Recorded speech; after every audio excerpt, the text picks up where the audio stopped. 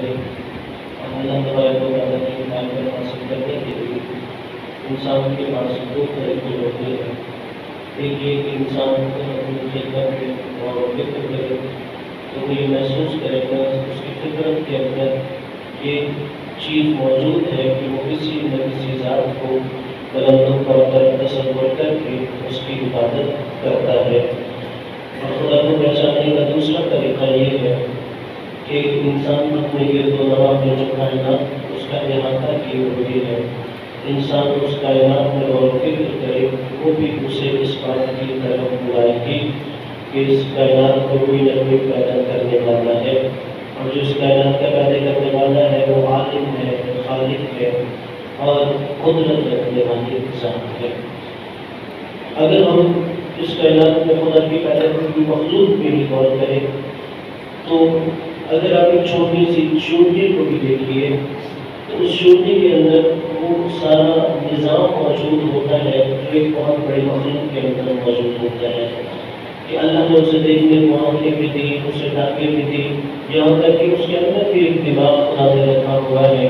اور اللہ تبارک و تعالیٰ نے غذا ہضم کرنے کے لیے وہ سارا پیچیدہ نظام اسے دیا ہوا ہے۔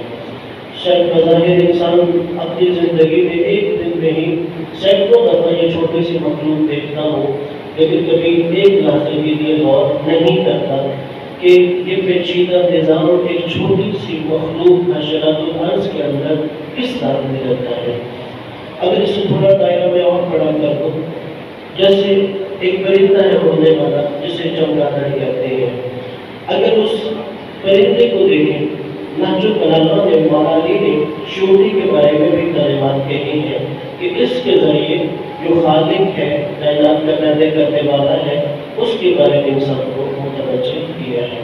اور اسی طرح مولانا کا خطبہ میں نہج البلاغہ میں چمگادڑ کے بارے میں بھی ہے، یعنی یہ کیسی مخلوق ہے کہ جو اللہ تبارک و تعالیٰ نے پیدا کی ہے۔ اب چمگادڑ کے اندر ایک اہم خلقت کے اندر جو راز ہے، اگر اس میں انسان بات کرے کہ یہ رات کی تاریکی میں اپنا سفر طے کرتی ہے۔ آپ دیکھتے ہیں کہ دن کے اجالے میں نظر نہیں آتی، لیکن رات کی تاریکی میں بھی یہ سفر کرنے کے لیے آنکھوں کی محتاج نہیں ہوتی، یعنی اگر اس کی بظاہر جو آنکھیں ہیں وہ آپ نکال بھی دیں تو پھر بھی یہ اسی تیز رفتاری کے ساتھ پرواز کرے گی جیسے اس کی آنکھیں موجود تھی تو یہ پرواز کرتی ہے۔ اس کی وجہ یہ ہے کہ اللہ تبارک و تعالیٰ نے اس کے اندر ایسے حواس رکھی ہیں کہ جب یہ اڑ رہی ہوتی ہے تو گویا اون کے ذریعے سے محسوس ہوتا ہے کہ میرے سامنے کوئی رکاوٹ ہے یا رکاوٹ نہیں ہے، اور اس تیز رفتار سے گویا لہریں حرکت کر کے اسے خبر دیتی ہیں کہ اسے فوراً پتہ چل جاتا ہے کہ میرے اندر رکاوٹ ہے یا نہیں۔ اگر اس کے سامنے رکاوٹ ہو وہ فوراً اپنا راستہ تبدیل کر لیتی ہے،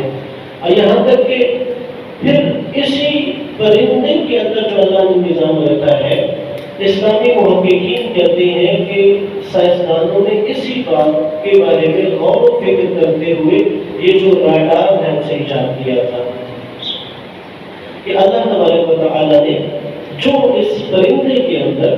ایک اہم نظام رکھا ہے کہ یہ کیسے سامنے سے لہروں کو واپس وصول کرتی ہے۔ جب اس پرندے میں غور کیا تو سائنسدانوں نے متوجہ ہوئے کہ ہم ایک ایسا اللہ ایجاد کر سکتے ہیں کہ جو اپنی لہروں کے ذریعے ہمیں خبر دے کہ سامنے کی رکاوٹ ہے یا نہیں۔ اس لیے آپ دیکھتے ہیں کہ اگر بحری جہاز بھی اپنی منزل کی طرف جائے تو وہ اسی آنے کی مدد سے دیکھتا ہے کہ سامنے چٹان یا کوئی اور رکاوٹ ہو، یا اب اگر ہوائی جہاز ہو یا لڑاکا طیارے ہو تو انہی کی مدد سے مختلف ممالک اپنے دشمن کی نقل جو طیاروں کے حوالے سے اس پہ نظر رکھتے ہیں، لیکن در حقیقت یہ ہمیں اسی پرندے کی طرف سب سے پہلے متوجہ کرتا ہے کہ جس کے اندر اللہ تبارک و تعالیٰ نے یہ صلاحیت رکھی ہے کہ جس کے ذریعے اللہ نے انسان کو متوجہ کیا کہ اس خدا کو پہچانے جو خالق بھی ہے، قادر بھی ہے اور اہل علم بھی ہے۔ اپنے اپنے دلوں کی کوشش کے لیے بلندر صلوات پڑھیے۔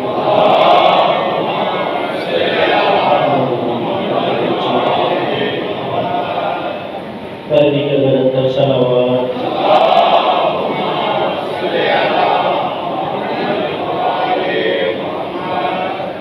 آئیے معصوم گزار پہ بلند کر صلوات پڑھیں۔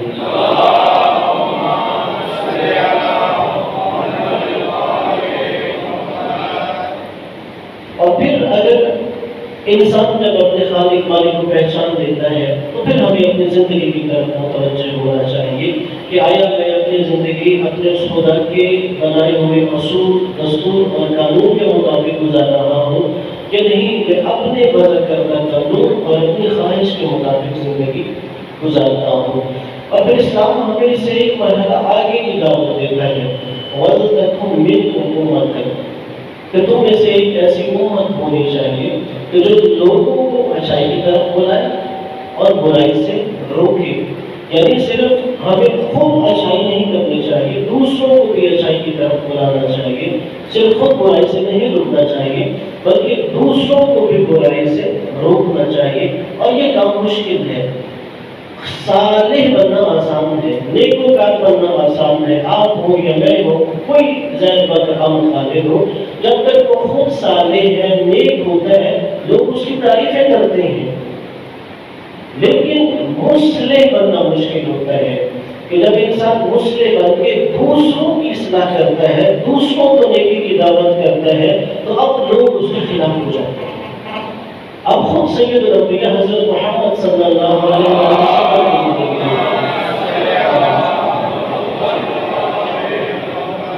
کہ انہوں نے 40 سال تک معاشرے میں صالح بن کر زندگی گزاری۔ ہر کوئی تعریف کرتا تھا، یہ سچے ہیں، یہ ایماندار ہیں، یہ گناہ کی طرف نہیں بڑھتے۔ لیکن جیسے ہی نبی نے 40 سال کے بعد مصلح بن کر زندگی گزاری، لوگوں کی اصلاح کرنا شروع کر دی، تو وہی لوگ نبی کے خلاف ہو گئے۔ ہم اپنے گرد و نواح میں بھی دیکھتے ہیں کہ اگر ہم اپنے خاندان میں رہ رہے ہیں، اب نیک و صالح لوگ اپنی تعریف کرتے ہیں، لیکن اگر وہی خاندان میں اگر کوئی حرام کام ہو رہا ہو، مثلا کسی کے بیٹے یا بیٹی کی شادی ہو رہی ہے، وہاں پہ ناچ گانا ہو رہا ہے، آپ انہیں تنبیہ کرتے ہیں، وہی لوگ آپ کے خلاف ہو جاتے ہیں۔ حالانکہ ایک دن پہلے وہ آپ کی تعریف کر رہے تھے، آپ بہت اچھے تھے۔ کیوں؟ معاشرہ صالح افراد کو پسند کرتا ہے، مصلح کو پسند نہیں کرتا۔ لیکن قرآن یہی کہتا ہے کہ جو مسلمان ہے اسے صرف صالح نہیں، مصلح بن کے زندگی گزارنی چاہیے۔ اور اس لیے جو نبی کے بعد بھی جو ہمارا امام ہادی پیشوا ہے وہ مصلح ہے، یعنی صرف خود صالح نہیں تھے، وہ دوسروں کی اصلاح کرنے کے لیے آئے تھے۔ اور اس لیے آپ دیکھتے ہیں کہ پہلے امام سے لے کے 11ویں امام تک جب بھی انہوں نے مصلح کے طور پہ اپنا کردار ادا کیا تو معاشرے کے جو طاقتور طبقات تھے ان کی یہی کوشش تھی کہ انہیں راستے سے ہٹا دیا جائے۔ اور دعا ہے کہ اللہ تبارک و تعالیٰ ہمیں وہی جو ہمارے آئمہ اور قرآن نے کہا ہے کہ صرف صالح نہیں، مصلح بن کے زندگی گزارنی چاہیے۔ مالک ہمیں حقیقی مصلح بننے کی توفیق عطا فرمائے۔ اپنے اپنے گناہوں کی بخشش کے لیے، مرحومین کے بلندی کے درجات کے لیے بلند کر صلوات۔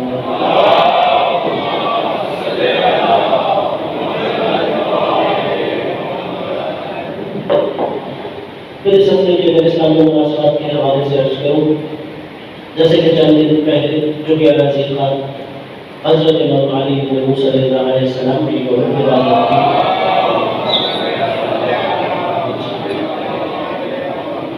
اور پھر اسی مہینے میں 23 ذی القعدہ میں ایک روایت کے مطابق امام علیہ السلام کی شہادت کا دن ہے۔ امام علیہ السلام 148 ہجری میں دنیا میں تشریف لائے اور 303 ہجری میں 203 ہجری میں دنیا سے رخصت ہو گئے۔ تو اب بالکل عمر مبارک 55 سال تھی، جن میں آپ نے 35 سال اپنے والد گرامی کے ساتھ گزارے اور 20 سال امام نے ظاہری امامت کے گزارے تھے۔ اب جو امام نے 20 سال اپنی امامت کے گزارے، ان میں 10 سال ہارون الرشید کی دور خلافت میں، پھر 5 سال امین کے دور خلافت میں، اور 5 سال مامون کے دور خلافت میں امام علیہ السلام نے زندگی گزاری۔ اگر آپ ہمارا اماموں میں سے دیکھیں کہ جنہیں سب سے زیادہ دین کی تبلیغ کے مواقع میسر آئے ہیں، ان میں سے پہلے امام جعفر صادق علیہ السلام ہیں،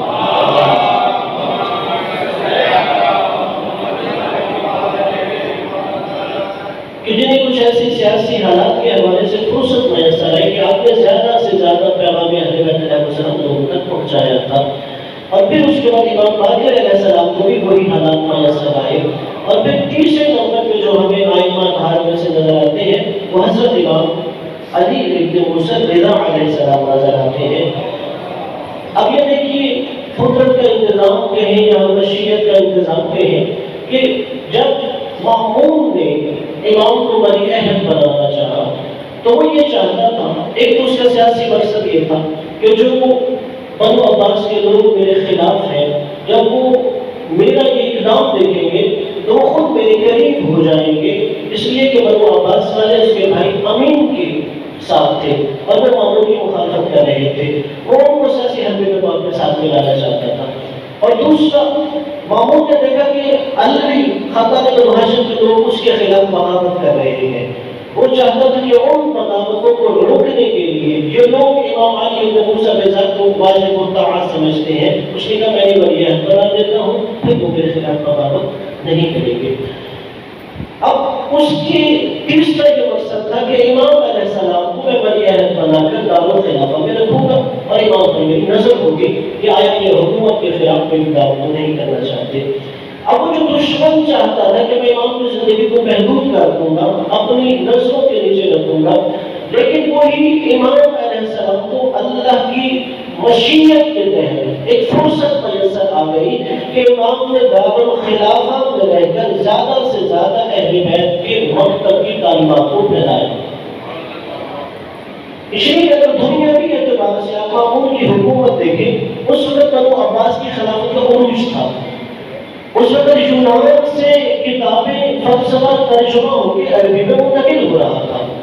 اور مامون بظاہر علم دوست تھا، یعنی اگر اسے پتہ چلتا ہے کہ فلاں زبان میں کوئی علمی کتاب ہے، کوئی طبی کتاب ہے، اس نے ایک ایسا علماء کا گروہ بنایا تھا دنیاوی علوم کا کہ انہیں کہتا تھا کہ آپ ترجمہ کریں اسے عربی میں. اور پھر جب امام دارالخلافہ میں آ گئے، ولی عہد بن گئے، اس نے اپنے مختلف گورنروں کو یہ پیغام بھیج دیا کہ آپ کے علاقے میں جو جس مذہب کا سب سے بڑا عالم ہو اسے کہو کہ دارالخلافہ میں آئے اور میرے ولی عہد علی ابن موسیٰ رضا کے ساتھ مناظرہ کرے. وہ سمجھتا تھا کہ جو ائمہ اہل بیت علیہم السلام کا نظریہ ہے کہ یہ علم لدنی کے مالک ہیں، یہ دنیا میں کسی کے سامنے جانو طرح مستع نہیں کرتے، بلکہ ان کا علم خدا کا عطا کردہ ہوتا ہے کہ کبھی لاجواب نہیں ہوتے. مامون یہ چاہتا تھا کہ کبھی کوئی ایسا موقع آئے کہ جب شیعوں کے امام کو لاجواب کر دیا جائے. اب آپ جائیں خود کتاب پڑھیے، امام علیہ السلام کی سیرت میں مفصل کتاب شیخ صدوق رحمۃ اللہ علیہ نے لکھی ہے، عیون اخبار الکتاب، 2 جلدوں میں وہ کتاب ہے. اس کے اندر تمام امام کے وہ علمی مناظر، امام کے علمی جوابات موجود ہیں. اس نے جو عیسائیوں کا سب سے بڑا عالم تھا اسے بلایا، جو یہودیوں کا سب سے بڑا عالم راس الجالوت تھا اسے بلایا، جو زرتشتیوں کا سب سے بڑا عالم تھا اسے بلایا، مجوسیوں کے عالم کو بلایا. ہر ایک نے امام علیہ السلام کے ساتھ مناظرہ کیا، لیکن امام نے ہمیشہ ہر مذہب کے عالم کو لاجواب کر دیا. اور یہی وجہ ہے کہ ائمہ اطہار علیہ السلام، آپ ائمہ کے فضائل کا بیان سنتے ہیں مختلف نوعیت کی، لیکن اگر آپ 12 اماموں کے حالات پڑھیں، ایک فضیلت ایسی ہے کہ جس کے اوپر خود ائمہ اطہار علیہ السلام فخر کیا کرتے تھے. یعنی علی ہوئے تو انہوں نے کبھی یہ فخر نہیں کیا کہ سورہ ڈوبتا ہوا پلٹا دیا تھا، یا بڑا حسن علیہ السلام ہو انہوں نے کبھی یہ فخر نہیں کیا کہ شام کے دربار میں ایک مرد کو عورت بنا دیا تھا. اب جتنے بھی ائمہ کی آپ حالات پڑھیں، یعنی پہلے امام سے لے کے 11ویں امام تک ایک وہ فضیلت جس پر خود ائمہ فخر کیا کرتے تھے وہ ان کا علم تھا کہ یہ اپنے علم پر فخر کیا کرتے تھے. اسی لیے امام علیہ السلام نے مولا علی نے جب فرمایا تو سنونی قبل ان تفقدونی کہ علی سے جو پوچھنا چاہتے ہیں پوچھو، اس سے پہلے تم علی کو پوچھو. اور یہی ہے کہ جتنے ہمارے ائمہ تو اپنے علم پہ فخر کرتے تھے، اور یہی وجہ ہے کہ جو امامت کی سب سے بڑی دلیل تھی کہ اگر کوئی ان سے بڑا اہل علم تھا تو وہ ان کے مقابلے میں آتا، اور اگر کوئی ان سے بڑا اہل علم ہوتا تو پھر امام اسے ہونا چاہیے تھا، انہیں امام نہیں ہونا چاہیے. اور انہوں نے اپنے علم سے یہی ثابت کیا ہم کی حجت خدا ہے. اور جیسے امام کے زمانے میں میں اشارہ کر دیتا ہوں کہ جب عیسائیوں کا سب سے بڑا عالم آیا اور اسی لیے مامون نے اسے بلوایا کہ شاید شیعوں کے امام کو یہ لاجواب کر دے، اور جب امام علیہ السلام سے اس کا مناظرہ ہوا، آپ جانتے ہیں کہ عیسائی تثلیث کے قائل ہوتے ہیں، وہ 3 خداؤں کے قائل ہوتے ہیں۔ اگر عیسائیوں کے اندر بھی پہلے 100 سال جب حضرت عیسیٰ علیہ السلام کو آسمان پہ اٹھا دیا گیا، پہلی صدی میں یہ عقیدہ آپ کو کہیں نہیں ملے گا کہ عیسائیوں کے اندر تثلیث کا عقیدہ ہو۔ 100 سال کے بعد عیسائیوں کے اندر یہ عقیدہ آ گیا کہ وہ 3 خداؤں کے قائل ہو گئے، یعنی 3 خدا مل کے ایک خدا بنتے ہیں، ان کو خدا کو مرکب مانتے ہیں۔ اس لیے ہمارا عقیدہ ہے کہ خدا کو مرکب نہیں ہو سکتا بلکہ خدا بسیط ہوتا ہے۔ اب جب عیسائیوں کا عالم آیا، اب وہ حضرت عیسیٰ علیہ السلام کے خدائی کا قائل ہے، تو امام علیہ السلام نے فرمایا ٹھیک ہے، تم حضرت عیسیٰ علیہ السلام کو جتنا صاحب فضائل اور صاحب کمالات سمجھتے ہو، لیکن حضرت عیسیٰ علیہ السلام ایسے تمہاری باتوں سے محسوس ہوتا ہے جیسے وہ نماز نہیں پڑھتے تھے، وہ روزہ نہیں رکھتے تھے۔ تو فوراً وہ عیسائی عالم اس سے کہتے ہیں، اس نے کہا آپ کیسے حضرت عیسیٰ علیہ السلام پہ بہتان لگا رہے ہیں کہ وہ نماز نہیں پڑھتے ہوں گے یا روزہ نہیں رکھتے ہوں گے؟ تو امام علیہ السلام نے بتایا اگر عیسیٰ نماز بھی پڑھتے تھے، روزہ بھی رکھتے تھے، اور تم کہہ رہے ہو کہ عیسیٰ خدا بھی ہے، تو پھر عیسیٰ عبادت کسی کرتے تھے؟ کہ جو خود کسی اور کی عبادت کر رہا ہے وہ خدا نہیں ہو سکتا، وہ بندہ خدا ہو سکتا ہے، وہ حجت خدا ہو سکتا ہے۔ اور پھر امام علیہ السلام کا اگر لطف ہو کر ہم دیکھا جائے، امام کی جو معاشرتی زندگی ہوتی ہے وہ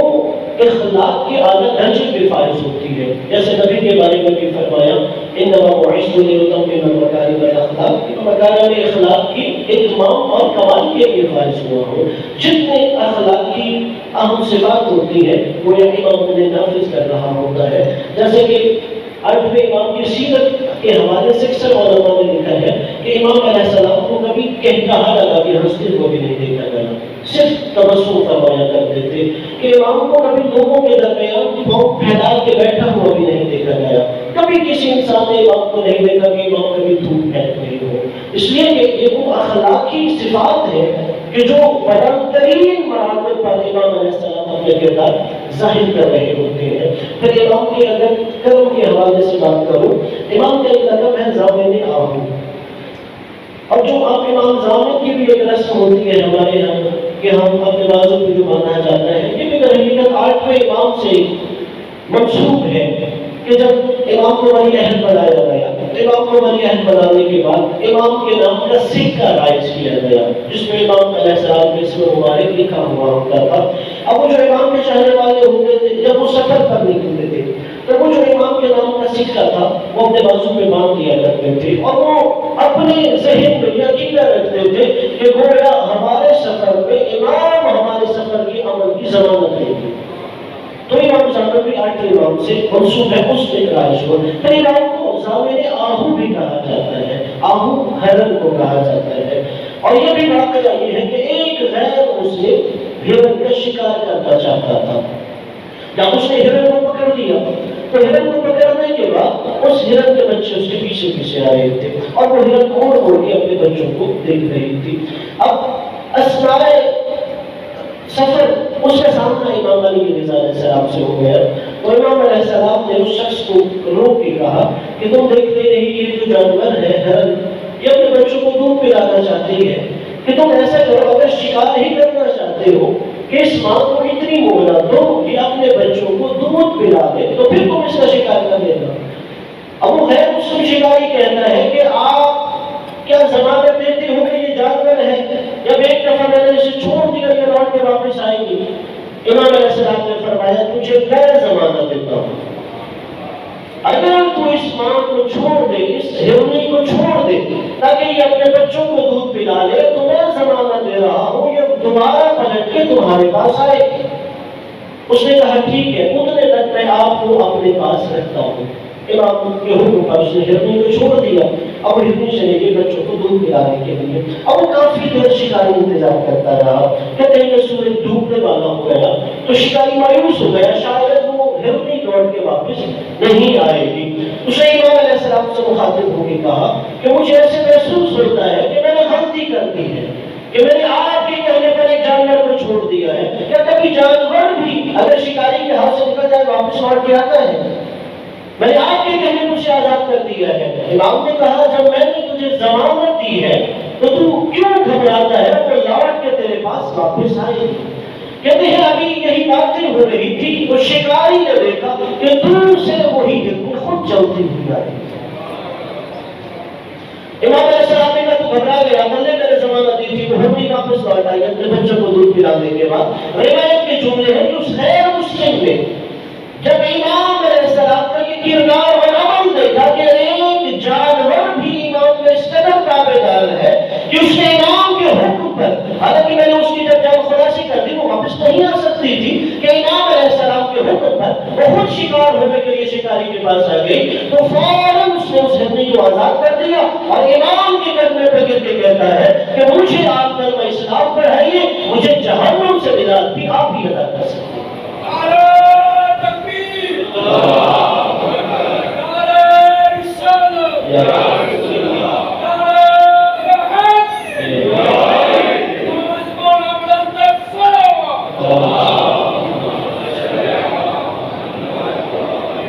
بسم الله الرحمن الرحيم. إنا أعطيناك